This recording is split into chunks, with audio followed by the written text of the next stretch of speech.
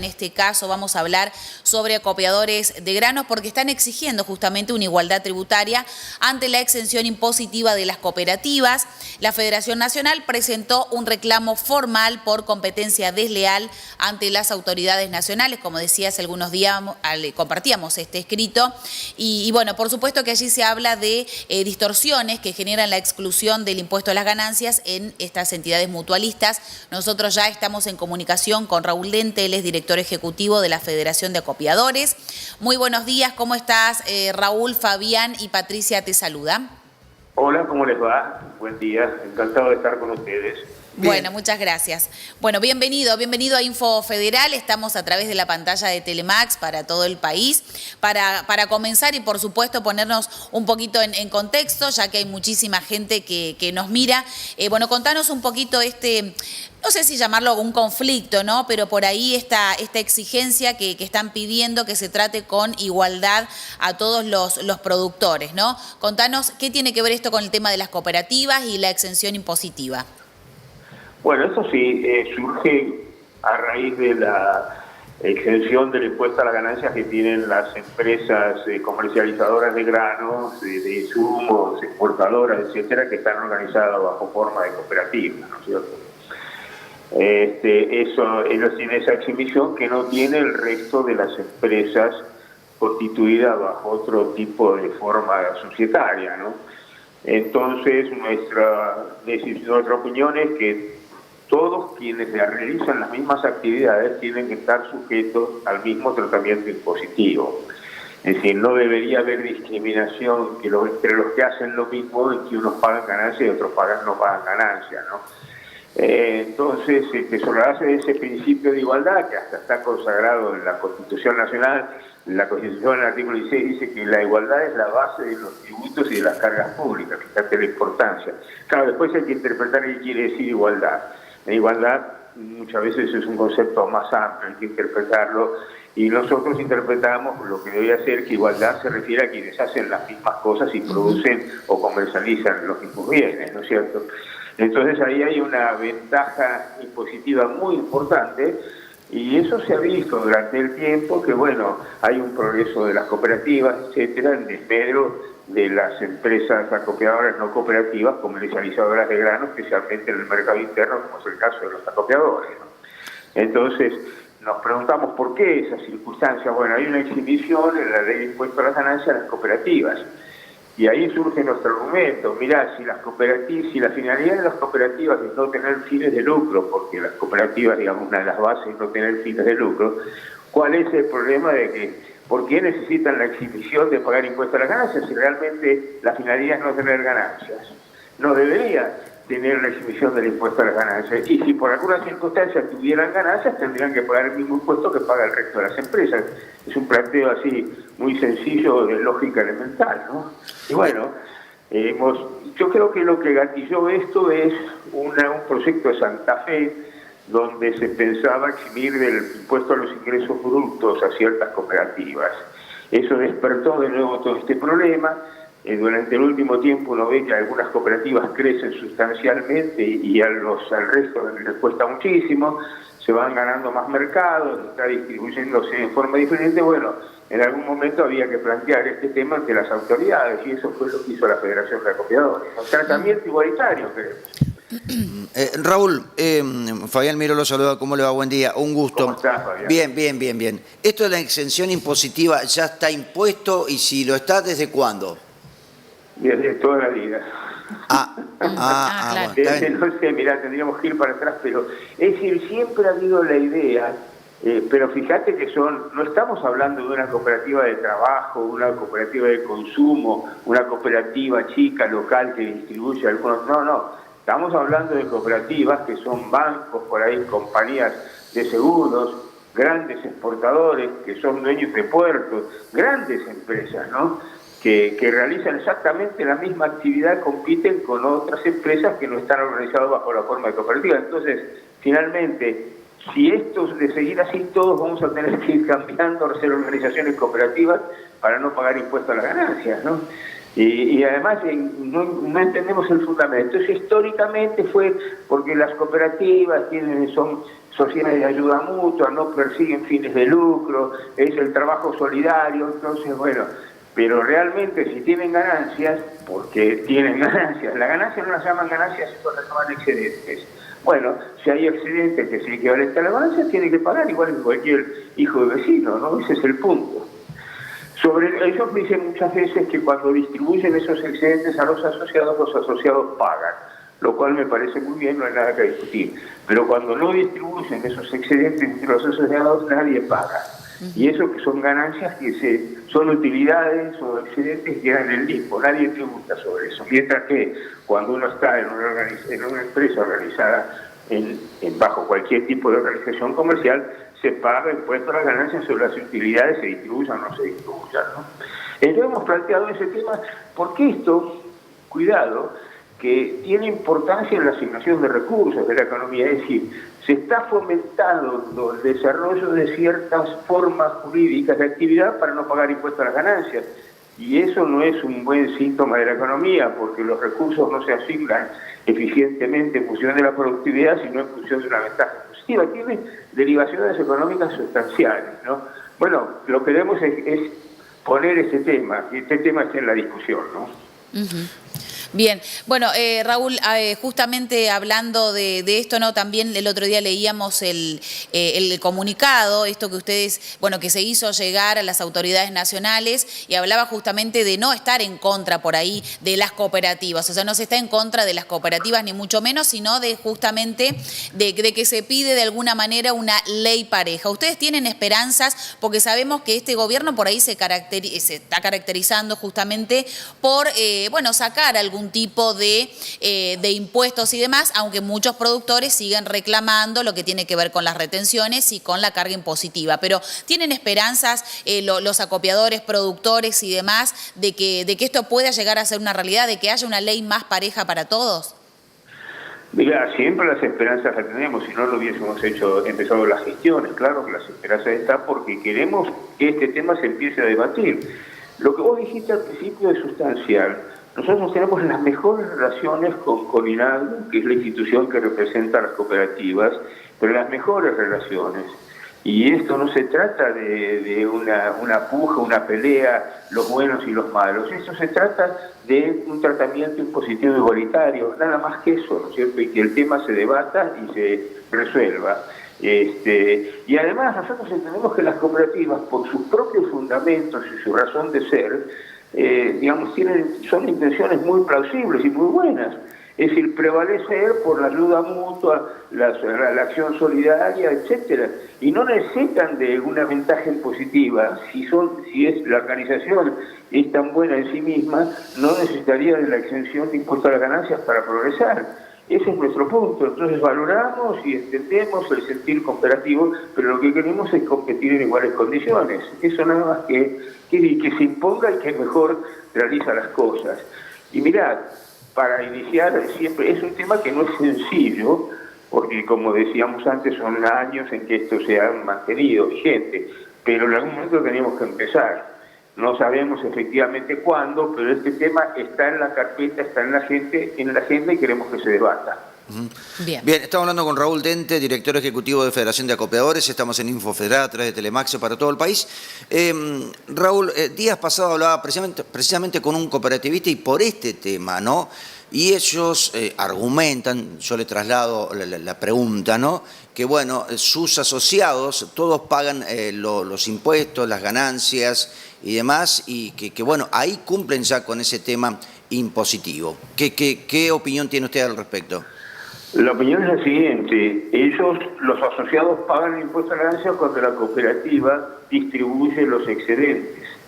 Ahí no hay ninguna duda, no hay ningún problema, está perfectamente bien. Alguien paga el impuesto a las ganancias, o las cooperativas o los asociados. En ese caso está perfecto, aceptamos. Pero ¿qué pasa con los excedentes que no se distribuyen? Esa es la pregunta que hay que hacerle a esta persona. Los excedentes que no se distribuyen a los asociados, nadie paga impuesto a las ganancias, quedan en una especie de limbo, como decimos nosotros, nadie se hace cargo de eso.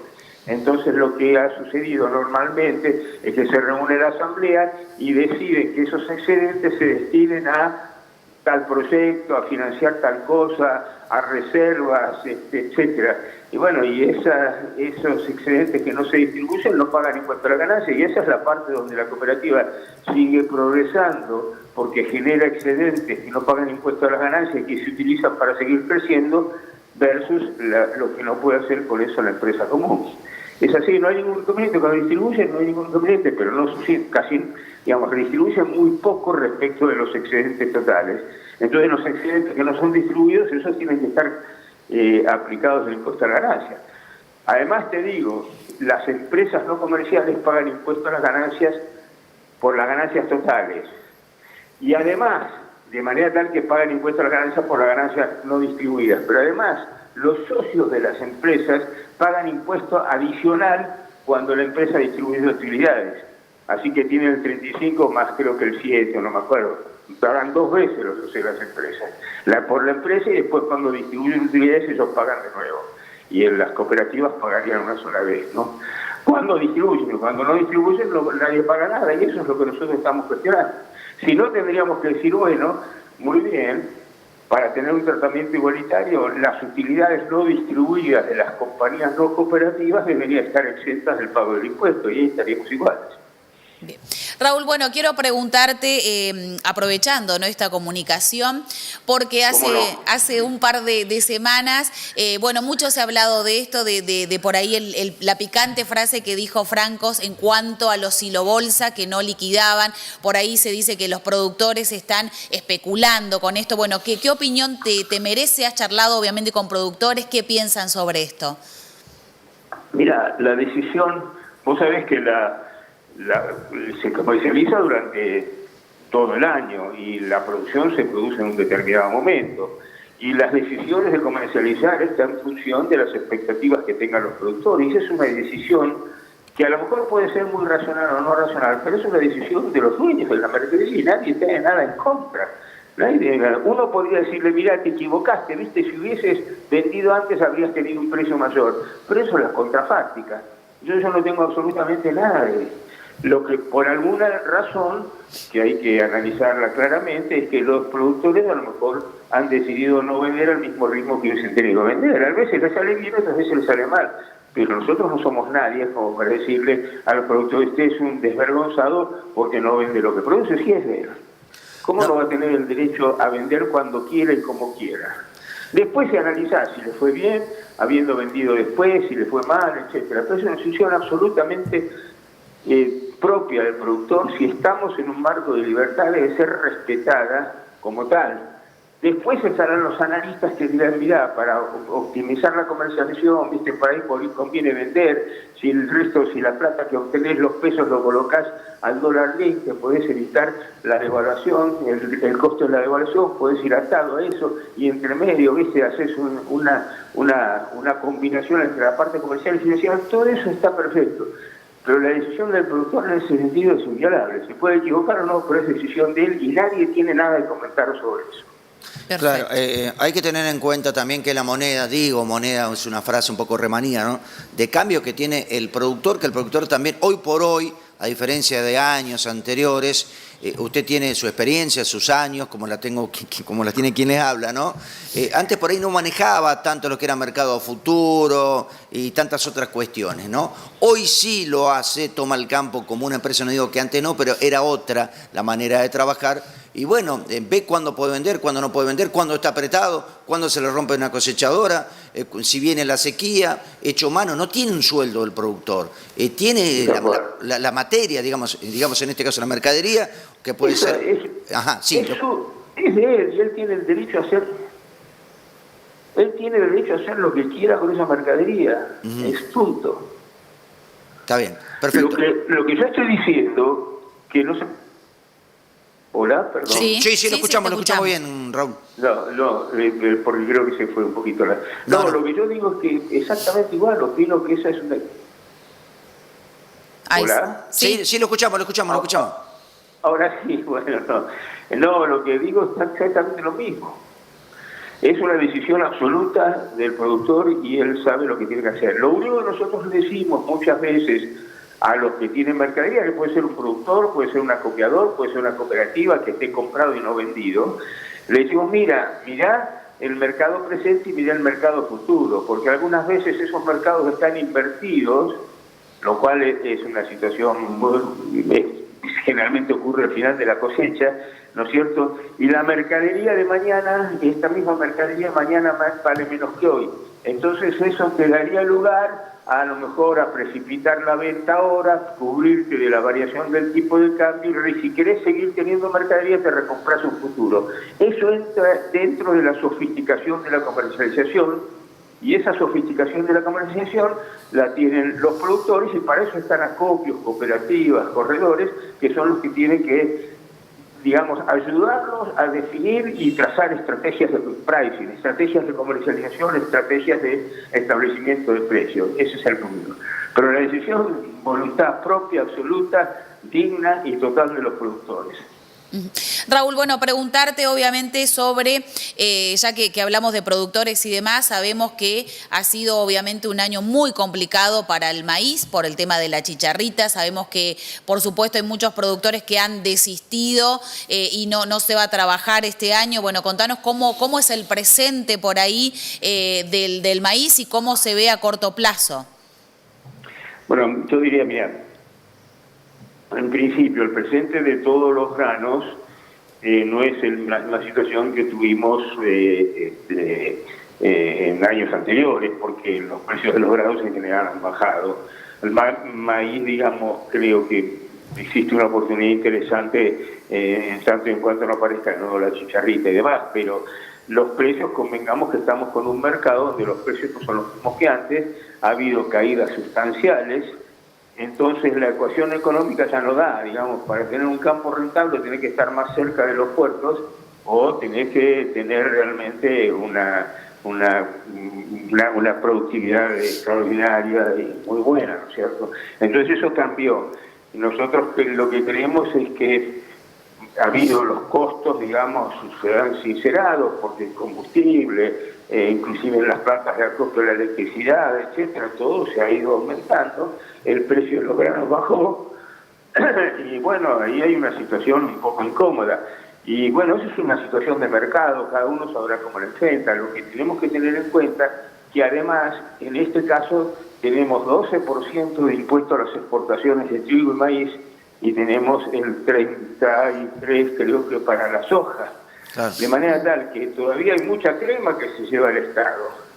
Entonces me parece que es un momento muy oportuno para replantear el tema de los derechos de exportación, o comúnmente denominadas retenciones, y empezar a trazar algún programa de disminución, algún programa de normalización de eso, ¿no es cierto? Porque evidentemente si no hubiese retenciones, bueno, es una situación del mercado, cada uno sabe cómo ajustarse, y producir, no producir, caerá marginalmente la oferta en las zonas más alejadas o menos productivas, etcétera.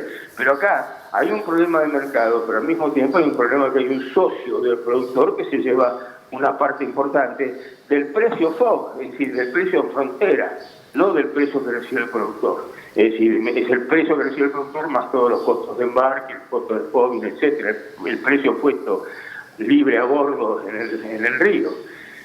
Entonces, yo creo que es el momento como para, no digo eliminar totalmente las retenciones en el corto plazo, pero sí empezar a tener un programa de reducción gradual, ¿no? Porque creo que el tema lo merita.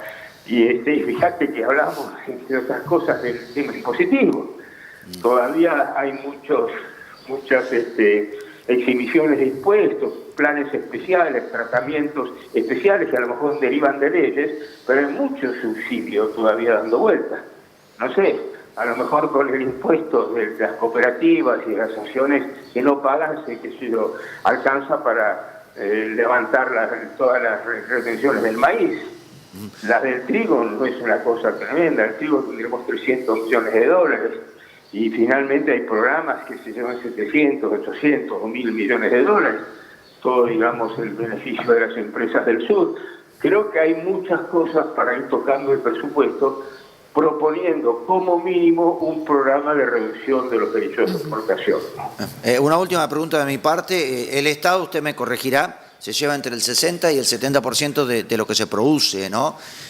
Bueno, y esto creo que de alguna manera, bueno, desfavorece a la producción argentina. Hay una promesa de campaña, no lo quiero meter en temas políticos, pero de eliminar las retenciones y hasta ahora no se ha cumplido, o al menos parcialmente. Por el otro lado, bueno, Brasil tiene otra política, Paraguay ha crecido mucho en materia de agricultura y yo creo que estamos en desventaja con esos países. Eso por un lado. Por el otro, se está levantando digamos, la campaña de trigo con rindes disímiles, depende la zona. ¿Qué expectativa hay con eso? Primero, la pregunta inicial en lo que tiene que ver, bueno, con Argentina, que podría ser mucho más competitiva si tuviera una carga tributaria más baja, lógica y racional. Y segundo, ¿cómo viene el trigo? Bueno, viene bastante bien dentro de lo que se podía esperar. Estamos hablando, no sé finalmente cuándo será la producción, pero pongamos 18,5 millones de toneladas. Es un nivel de producción razonable como para abastecer el consumo interno, reservas para semillas y tener presencia internacional con alrededor de 12 millones o más de toneladas, ¿no?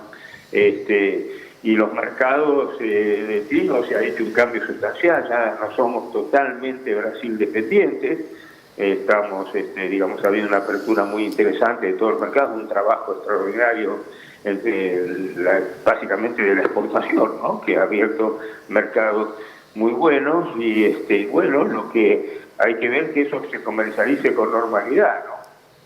Y creo que están dadas las condiciones como para que no haya ninguna disrupción, ningún cambio tremendo. Sería bueno que sí se empezara a hablar también del tema de ir disminuyendo los derechos de exportación, como la contribución del gobierno. Además están todos los derechos, todos los impuestos provinciales.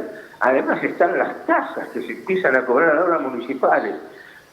Es decir, convengamos que la caída del gasto público y la caída y el equilibrio fiscal nacional significa que la decisión de muchas jurisdicciones locales, gobiernos o municipalidades de aumentar su presión impositiva.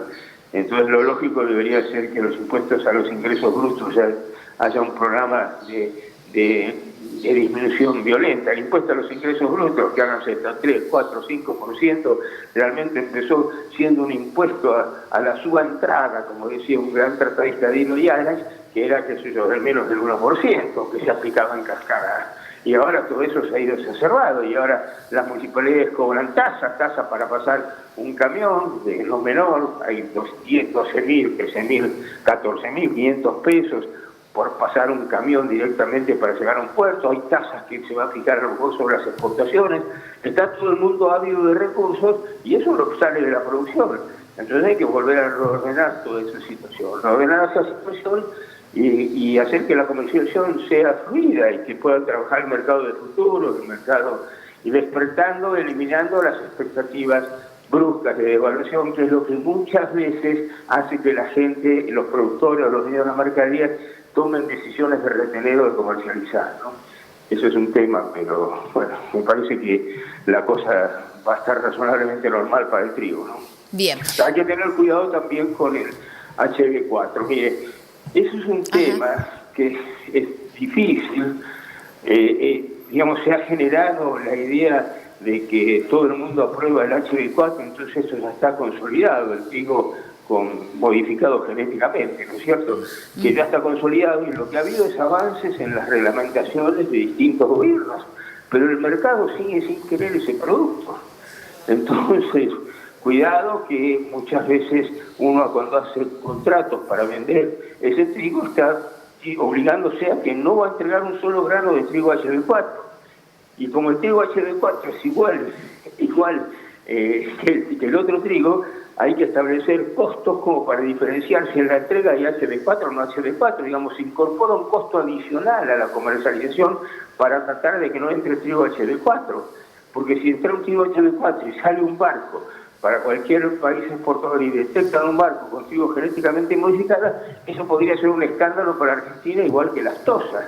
Entonces, muy bien la tecnología, muy bien la genética, muy bien todo, estamos absolutamente de acuerdo. Pero muchachos, si el mercado no lo quiere, no lo quiere.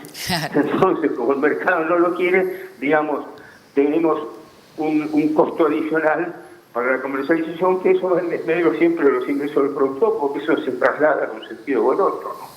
Bueno, Raúl, nosotros te agradecemos muchísimo por hacerte un tiempo, por esta comunicación, por estar presente aquí en Infofederal por la pantalla de Telemax. Bueno, seguramente en otro momento te volveremos a convocar muy porque quedaron temas ahí en el tintero, ¿no? Uy, preguntarle muchísimo. por la Unión Europea, la plataforma BIS, bueno, un montón de cosas. Así que ya te vamos a estar seguramente molestando otro ratito para que charles con nosotros.